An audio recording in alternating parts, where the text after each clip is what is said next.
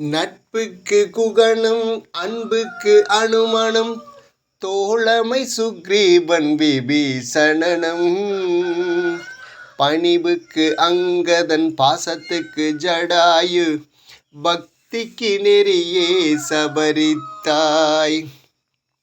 தியாகத்தின் வடிவம் ஊர்மிளா என்றாலும் தியாகத்தின் ஊற்றுக்கண் சுமித்திரையே. மண்ணிலே தோன்றி மண்ணிலே மறைந்த சீதா இதற்கெல்லாம் இலக்கணமே. சீதா மாதா இதற்கெல்லாம் இலக்கணமே. ராம் ராம் ராம் என்ற நாமம் எங்கும் முழங்குதே. பிறவி பயனை தீர்த்தருளும் ராமநாமம் ஒலிக்குதே. ஹரியோம். வணக்கம் அன்பு நெஞ்சங்களே. இன்னைக்கு 15வது நாள், ராமாயணம் 15வது நாள்.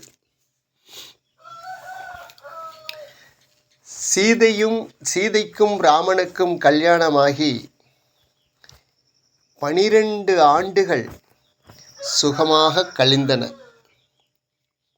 இந்த கல்யாணம் பண்ணும்போது 12 ஆண்டுகள் சந்தோஷமாக இருந்தார்கள்.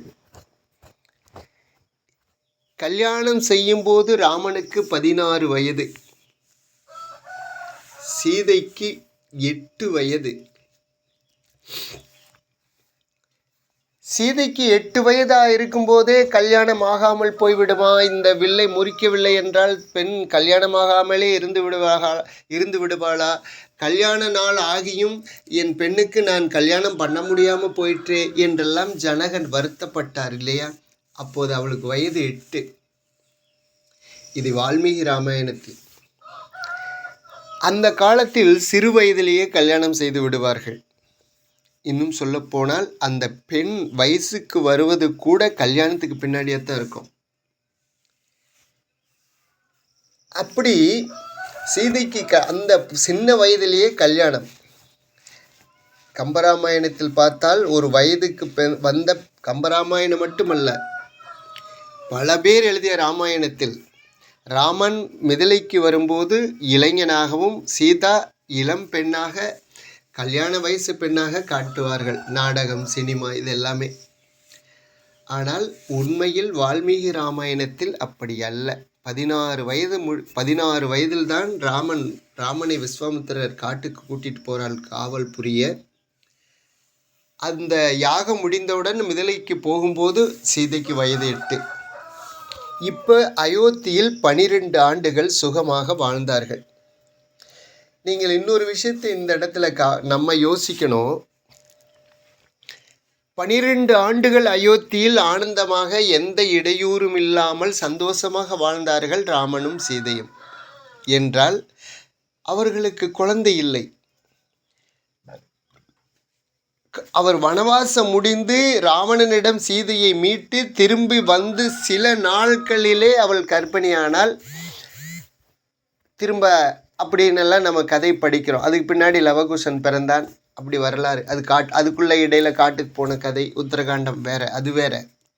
ஆனால் 12 ஆண்டுகள் இவர்கள் சந்தோஷமாக அயோத்தியில் வாழும்போது குழந்தை இல்லையே. ஏன்? சரி, இவர்களுக்கு மட்டுமா? லட்சுமணன் ஊர்மிளா, பரதன் மாண்டவி, அதே போல சத்ருகன் சுருதி கீர்த்தி, இப்படி யாருக்குமே முதல்ல குழந்தை இல்லையே. அண்ணன் பெற்றுக்கொள்ளவில்லை, அதனால் நாமளும் பெற்றுக்கொள்ள வேண்டாம் என்று முடிவு செய்தார்களா என்ன? அப்படி அல்ல. எல்லாருக்குமே வயது சிறு வயது. சிறு வயதிலேயே கல்யாணம் செய்து விடுவார்கள். அவர்கள் பருவம் அடைந்த பின்னாடி அவர்களை சேர்த்து வைப்பார்கள். அது சில பேர் அந்த கல்யாணம் பண்ணி தாய் வீட்டிலேயே வளருவார்கள். சில பேர் கல்யாணமாகி கணவன் வீட்டுக்கு அழைத்து சென்று விடுவார்கள். இதுதான் அன்றைய காலகட்டத்தில் பல ஆண்டுகள் நடைமுறையில் இருந்த விஷயம். இப்படித்தான் சீதைக்கும் நடந்தது. 8, 12 வயசு என்னாச்சு? 18. இவர் 16ஓட 12 கூட்டுனா 28. நல்ல இளைஞன், அவள் பருவமடைந்த பெண்.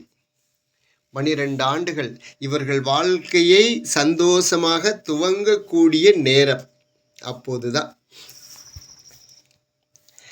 இவர்களை சேர்த்து வைத்த விஸ்வாமுத்திரர் இவர்கள் கல்யாணம் ஆனவுடனேயே அவர் கடனை முடித்து விட்டது, போய்விட்டார்.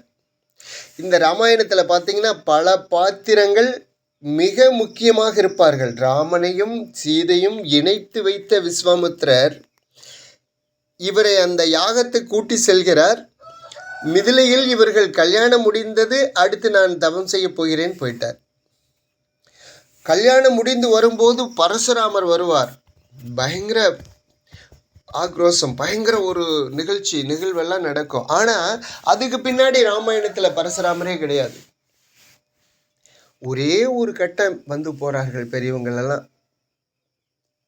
இந்த மாதிரி பாத்திரங்களை நிறைய பார்க்கலாம். நம்ம மறுபடியும் வர்றதே இல்லை. அவங்க வரும்போது அவங்களுடைய வரலாறை சொல்லுவாங்க, அது கொஞ்சம் பெருசாக போகும். ஆனால் அந்த ஒரே கட்டத்தோடு அவர்கள் நின்று விடுவார்கள். அப்படி ராமாயணத்தில் பல பேர் இருக்கிறார்கள். உதாரணத்துக்கு இந்த 2 பேர். அப்படி ராமாயணத்தில் 12 ஆண்டுகள் சந்தோஷமாக கழித்தார்கள். இது அயோத்தியா காண்டம் ஆரம்பம். அப்போது ராமனை பற்றிய வால்மீகி பல விஷயங்கள் எழுதுகிறார். ராமனுடைய குணத்தை பற்றி. உதாரணத்துக்கு ஒரு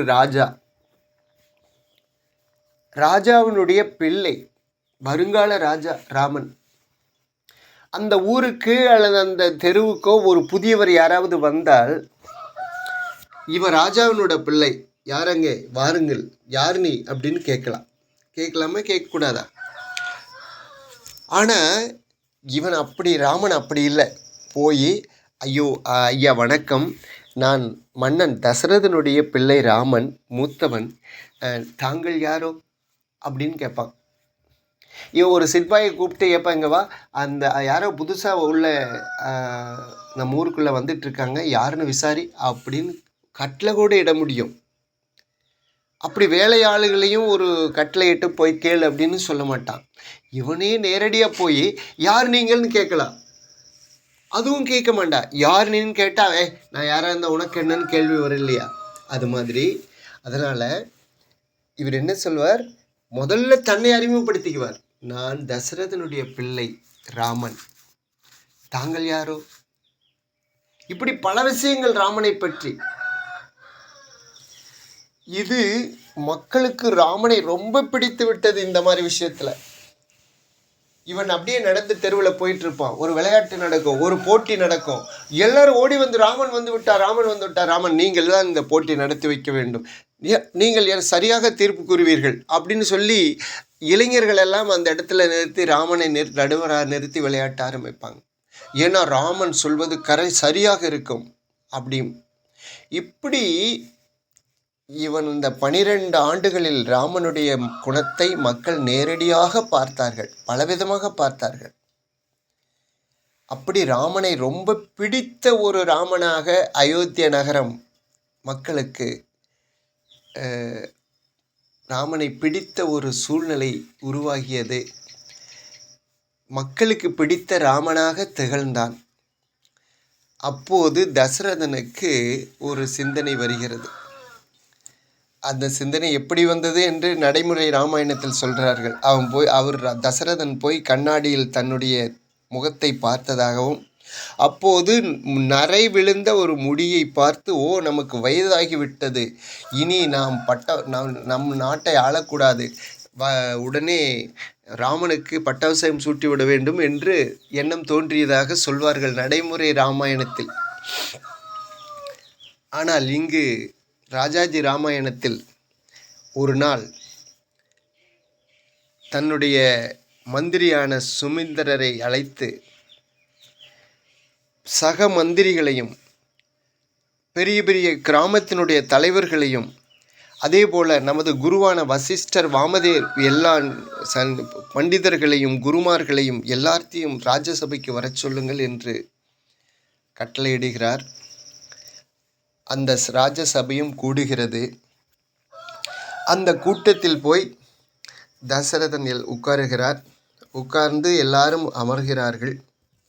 அப்போது தசரதன் எழுந்து சொல்கிறார், பெரியோர்களே, இன்னைக்கு நான் ஒரு முடிவு செய்து இருக்கிறேன். அந்த முடிவு சிறப்பானதாக நல்ல விதமாக நடக்க வேண்டும் என்று உங்களை எல்லாத்தையும் நான் கேட்டுக்கொள்கிறேன். என்னவென்றால், எனக்கும் வயதாகிவிட்டது. இந்த வயதான கிழவன் இந்த நாட்டை ஏன் இவ்வளவு காலம் ஆண்டது போதும், இனிமேலும் ஏன் ஆள வேண்டும்? எனக்கு 4 பிள்ளைகள் இருக்கிறார்கள்.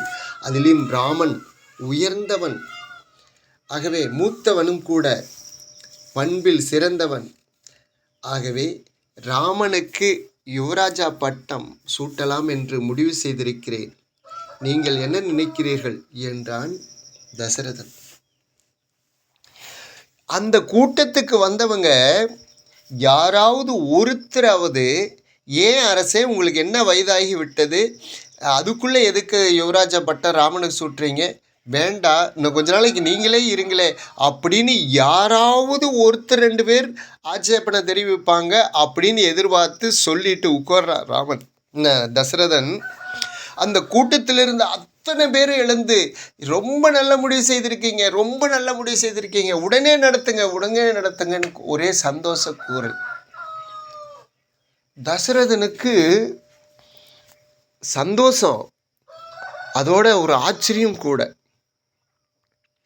சரி, உடனே நடத்துங்கள் என்று சொல்கிறீர்களே, அப்படி என்ன கண்டீர்கள், எதற்காக சொல்கிறீர்கள், ஏன் சொல்கிறீர்கள்? அதாவது என்னுடைய ஆட்சியில் ஏதாவது குறை கண்டீர்களா, இல்லை ராமனுடைய சிறப்பு, நீங்கள் சொல்வதற்கு காரணம் தான் என்ன, ராமனுடைய சிறப்பு என்ன, இதை நீங்கள் சொல்ல வேண்டும் அப்படின்னா ஆரம்பிச்சு விட்டா.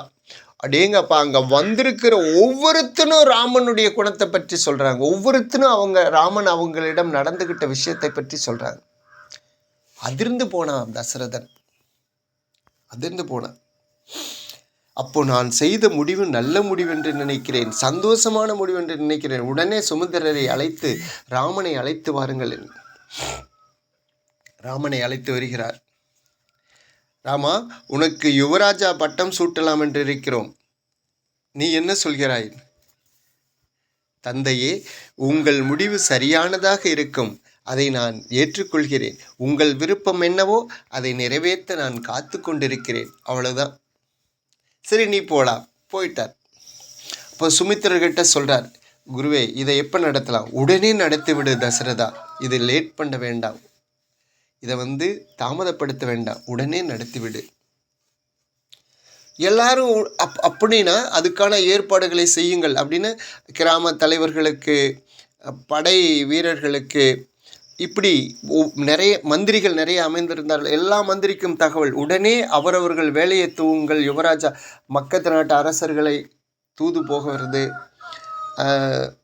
ஏன்னா ரொம்ப தூரத்தில் இருக்கிறவங்களாம் சேர்றதுக்கு நாளாகும். அதனால் பக்கத்தில் இருக்கிற அரசர்கள், நம்ம கிராம மக்களுக்கு, அயோத்தி நகர மக்களுக்கு எல்லாத்துக்கும் உடனே தகவல் தெரியும்னு சொல்லிட்டு சுமிந்திரரை அழைத்து மீண்டும் ராமனை கூட்டி வா என்கிறார். ராமன் அப்பத்தான் போய் உட்கார்ந்தான். மறுபடியும் மீண்டும் உங்களை சக்கரவர்த்தி கூப்பிடுகிறார். மறுபடியும்? ஆமாம். எதற்காக? எனக்கு தெரியாது, நீங்கள் தான் வரன்னு கேட்டுக்கணும். கூட்டியார் சொன்னார் மன்னர், நான் வந்திருக்கிறேன் சுமித்திரர். சரி, ராமன் வருகிறான். உடனே ராமனை தசரதன் கட்டி தழுவி, ராமா, நீ உனக்கு எதற்காக பட்டம் சூட்டுகிறேன் தெரியுமா? என்னை உன்னுடைய பட்டாபிஷேகத்தை நான் பார்க்க வேண்டும் என்ன எனக்கு ஆசைப்பா. அது மட்டும் இல்லை, எனக்கு இந்த காலத்தில் மரணம் நிகழும் அப்படின்னு ஜாதகம் சொல்லுது. அதனால் உன்னுடைய பட்டாபிஷேகத்தை நான் கண்ணால் பார்க்கணும்னு ஆசைப்படுறேன்ப்பா.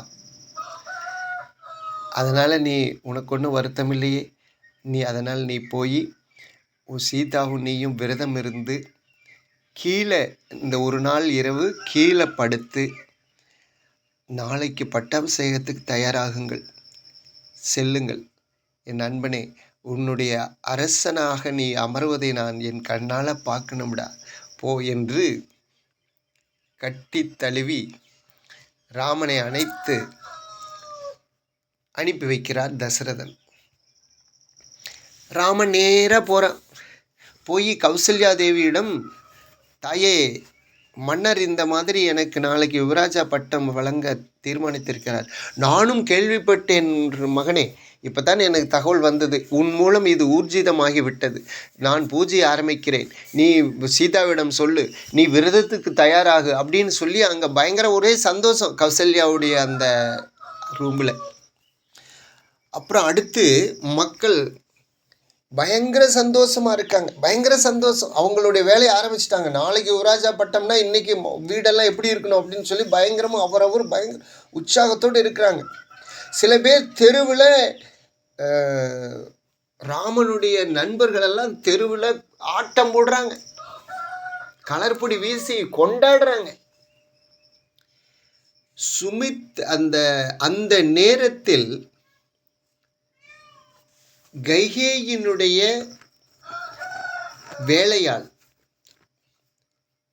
மந்திரை என்ற ஒரு பாட்டி, வயதான மூதாட்டி, கூனி கிழவி, அரண்மனையினுடைய மேலே நிற்கிறாள்.